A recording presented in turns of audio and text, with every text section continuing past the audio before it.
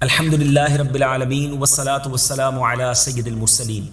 اما بعد فاعوذ باللہ من الشیطان الرجیم بسم اللہ الرحمن الرحیم الصلاة والسلام علیک یا رسول اللہ وعلی آلک واصحابک یا حبیب اللہ الصلاة والسلام علیک یا نبی اللہ وعلی آلک واصحابک یا نور اللہ۔ میٹھے میٹھے اسلامی بھائیوں اور مدنی چینل کے ناظرین، وقت ہوا ہے قرآن کے ایک خوبصورت واقعے کے سننے کا۔ جی ہاں، سلسلے کا نام ہے ایک قصہ ہے قرآن سے۔ قرآن ہے میرا رہنما، قرآن شفا ہے، نور ہے قرآن، جلا دل کی میرا قرآن، رضا رب کی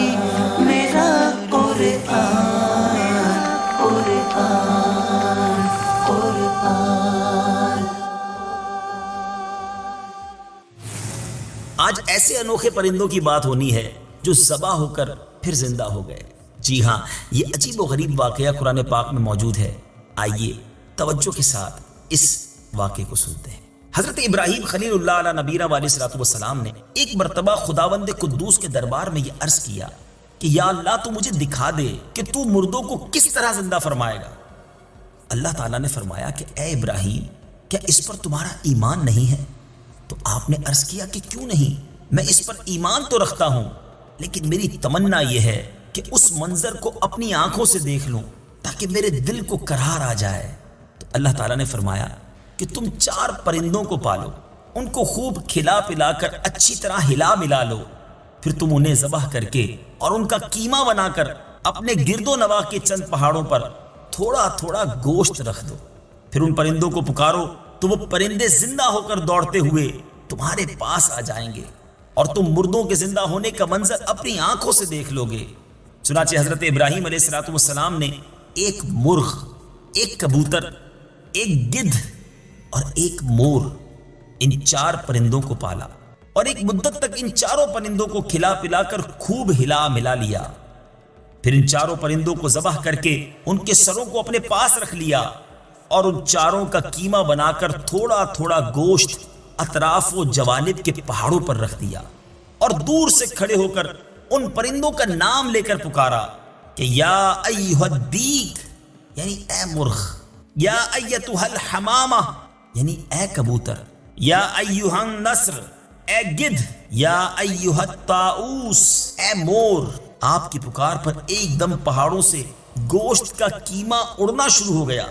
اور ہر پرند کا گوشت پوشت ہڈی پر الگ ہو کر 4 پرند تیار ہو گئے، اور وہ 4 پرندے جو تھے بلا سروں کے، جی ہاں، سر تو حضرت ابراہیم علیہ الصلوۃ والسلام کے پاس تھے، تو وہ 4 پرندے بلا سر کے دوڑتے ہوئے حضرت ابراہیم علیہ الصلوۃ والسلام کے پاس آ گئے اور اپنے سروں سے جڑ کر پھر دانہ چگنے لگے اور اپنی اپنی بولیاں بولنے لگے، اور حضرت ابراہیم علیہ الصلوۃ والسلام نے اپنی آنکھوں سے مردوں کے زندہ ہونے کا منظر دیکھ لیا اور ان کے دل کو اطمینان و قرار مل گیا۔ اس واقعے کا ذکر خداوند کریم نے قرآن مجید کی سورہ بقرہ میں ان لفظوں کے ساتھ بیان فرمایا ہے۔ چنانچہ پارہ 3 سورہ بقرہ آیت نمبر 260 میں بیان ہوتا ہے۔ آئیے تلاوت قرآن مجید اور ترجمہ قرآن مجید سنتے ہیں۔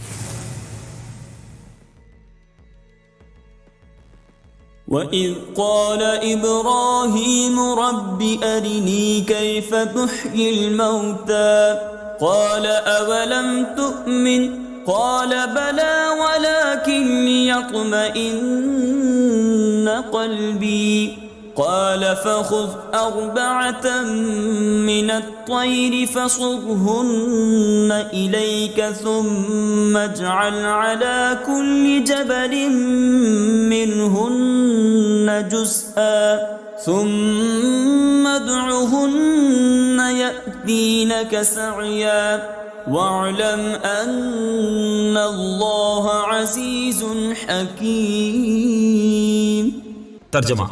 اور جب ابراہیم نے عرض کی اے میرے رب، تو مجھے دکھا دے کہ تو مردوں کو کس طرح زندہ فرمائے گا۔ اللہ نے فرمایا کیا تجھے یقین نہیں؟